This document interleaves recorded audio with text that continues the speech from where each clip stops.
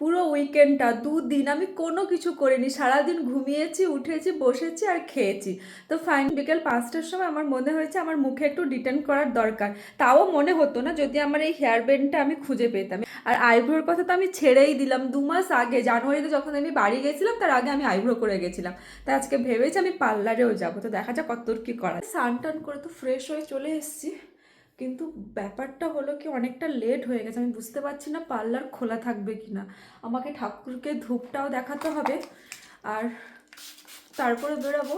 আজকে ম্যাচও আছে, দিদি আমাকে বলেছিল 6টার মধ্যে যেতে, কিন্তু অলরেডি লেট আমি হয়ে গেছি স্নান টান করতে করতে। তো দেখি একবার যাব, যদি খোলা থাকে তো ইটস ওকে, যদি খোলা না থাকে তাহলে কালকে ল্যাব থেকে ফেরার পরেই। আমার তো সন্ধ্যাটা দেওয়াও হয়ে গেছে, এবারে আমি বেরাবো। অলরেডি 6:30 বেজে গেছে, আমি জানি না দিদি এখনও খুলে রেখেছে কিনা পার্লার। যদি না খোলা থাকে বন্ধুদের সাথে একটু চা খেয়েই বেরিয়ে চল। তো চলো তাড়াতাড়ি করে বেরানো যাক, কারণ আমাকেও ম্যাচ দেখতে হবে।